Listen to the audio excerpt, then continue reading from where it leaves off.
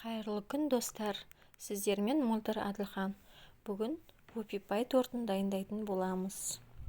Оригинал рецепт жасап көріңіздер, өте дәмді болып шығады. Ең әуелі майымыз бен шоколадымызды ерітеміз. Водяной баняға немесе газге жай отта қойып ертіп аламыз. Қазақша каналды қолдап, маған тіркеліңіздер. Лайк басып, комментарий жазуды ұмытпаңыздар. 4 жұмыртқаны қантпен араластырып, әбден миксер көмегімен взбивать етеміз. Видеоның басында дайындалған шоколадпен ерітілген сармайымызды суытып қоямыз.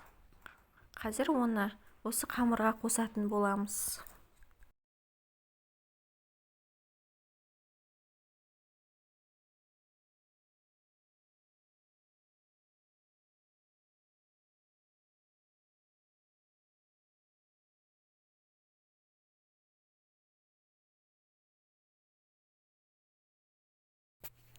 Массамыз әппақ боп ағарған кезде шоколад пен май ерітілген майымызды ішіне жаймендеп құямыз.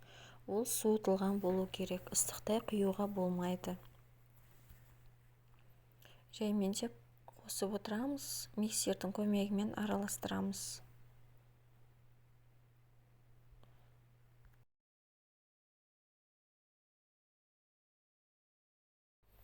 Осы массамызға ұн, какао және қопсытқышты қосып араластырып аламыз және миксерлейміз.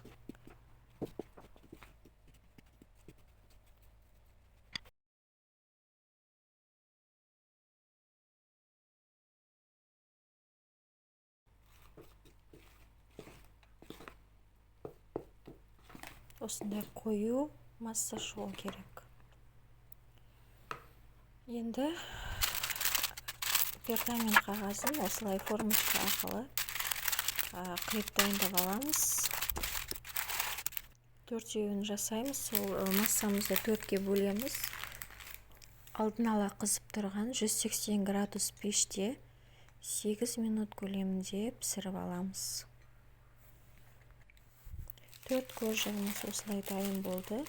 Суыған соң пергамент қағазынан осылай аламыз.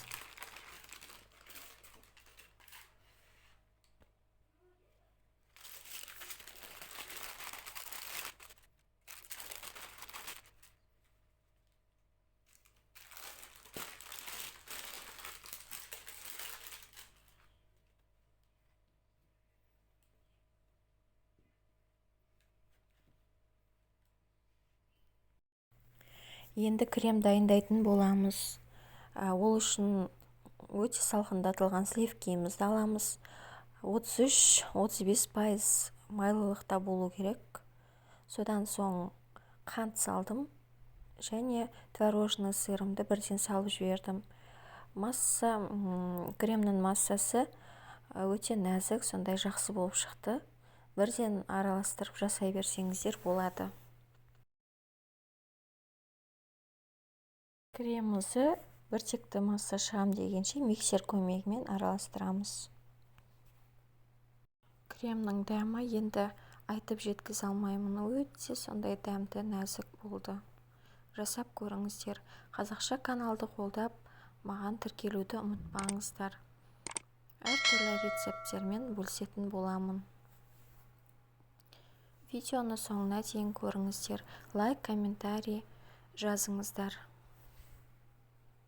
Енді тортымызды жинайтын боламыз. Мен барлық кремді насаткаға салдым. Насатка специально осы пупи-пайға арналған.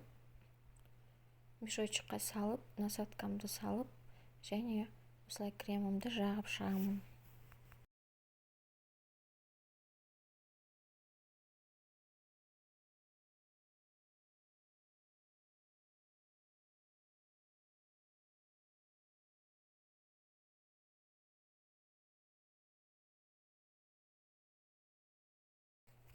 Ең соңғы қуыршаққа крем жақпаймыз. Оның орнына ганаш құятын боламыз.